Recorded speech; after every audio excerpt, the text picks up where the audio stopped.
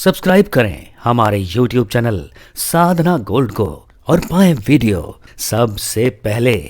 और हाँ, bell icon दबाना ना भूलें। एक बार इंद्रदेव की सभा में बृहस्पति देव आ गए और बृहस्पति देव जब आए तो इंद्रदेव जो है अप्सराएं नाच रही थी, नृत्य हो रहा था, सब मगन थे। जब बृहस्पति देव आए, गुरुजी आए, तो कोई भी अपने आसन से नहीं उठा, सब मस्त थे, मदहोश से। गुरुजी की तरफ नजर नहीं गई किसी की।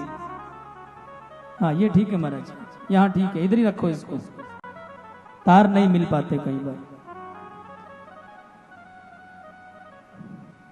जब गुरुदेव आए तो इंद्रदेव अपने आसन से नहीं उठे, तो बृहस्पति देव ने सोचा कि मेरा अपमान हो गया है और जिस सभा में गुरुजनों का आदर ना हो उस सभा को छोड़ देना चाहिए।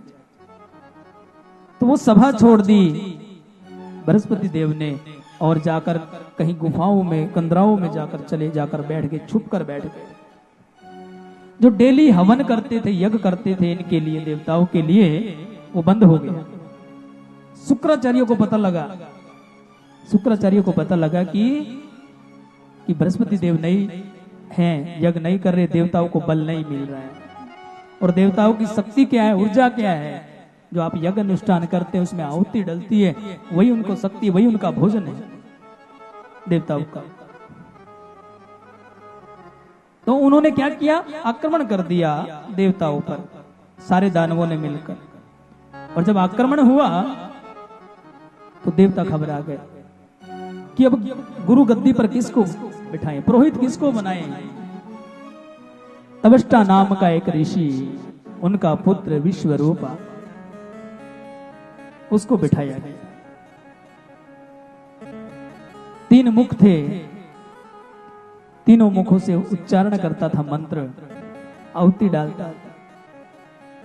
लेकिन बात क्या थी, उसकी जो मां थी विश्वरूपा की, वो दानवों की पुत्री थी। 2 मुख से तो देवताओं के लिए आहुति डालता था, 1 मुख से दानवों के लिए आहुति डालता था महाराज। युद्ध हुआ, उस युद्ध में देवता जीत गए। जब इंद्र को पता लगा कि विश्वरूपा ने छल किया है, युद्ध इतना लंबा चला है उसका कारण विश्वरूपा है, तो उन्होंने उसका वध कर दिया। तवष्टा एक ब्राह्मण था और इंद्रदेव को ब्रह्म हत्या लग गई महाराज, ब्रह्म हत्या लग गई। जब ब्रह्म हत्या इंद्र को लगी, ब्रह्म हत्या बहुत बड़ा पाप होता है। जब अश्वत्थामा ने द्रौपदी के 5 पुत्रों को मारा था और अर्जुन ने प्रतिज्ञा की थी मारने की, जब मारने लगे पकड़कर अश्वत्थामा को, तो द्रौपदी बीच में आ गई थी। कहने लगी, हे नाथ, आप इसे मृत्यु दंड मत दो, मत मारो, ये एक ब्राह्मण है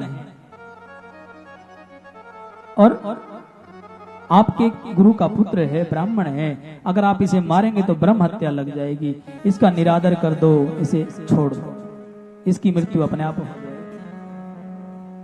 इसका निरादर कर दो। उसी प्रकार जब इंद्र को ब्रह्म हत्या लगी तो बड़ी दूर दूर तक भागा इंद्र, पीछे पीछे ब्रह्म हत्या, आगे आगे इंद्र।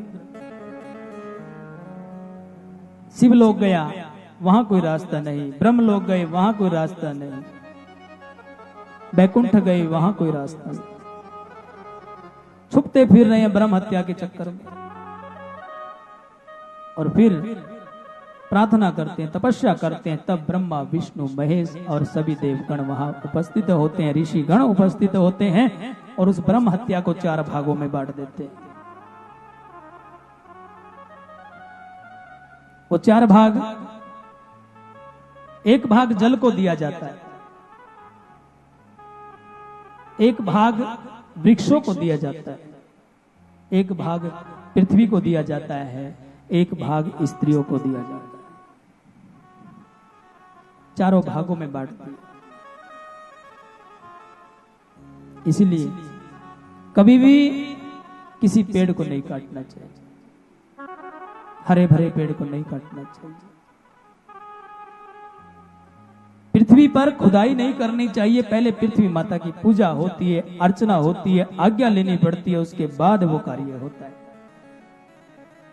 नहीं तो ब्रह्म हत्या लगती है महाराज। आपने देखा होगा पेड़ों के अंदर गूंद अपने आप निकल के आता है, अपने आप बंद हो जाता है, वो ब्रह्म हत्या ही है महाराज। जल के अंदर काई अपने आप आ जाती है, अपने आप हट जाती है, ये ब्रह्म हत्या ही है महाराज। इसलिए जल के अंदर गंदगी नहीं डालनी चाहिए, मल मूत्र नहीं करना चाहिए। और जो स्त्रियां हैं इनको जो मासिक है 1 महीने में 7 दिन के लिए पवित्र होती है, ये भी ब्रह्म हत्या है महाराज। इसमें ग्रस्त जीवन में नहीं जाना चाहिए इन 7 दिनों में, तो ब्रह्म हत्या लगती है महाराज। 8वें दिन जाके स्त्री शुद्ध होती है, फिर अपना चूल्हा चौका करती है, गंगा जल डाल के स्नान करती है। 4 भागों में ब्रह्म हत्या बांट दी गई और इंद्र की ब्रह्म हत्या दूर हो गई।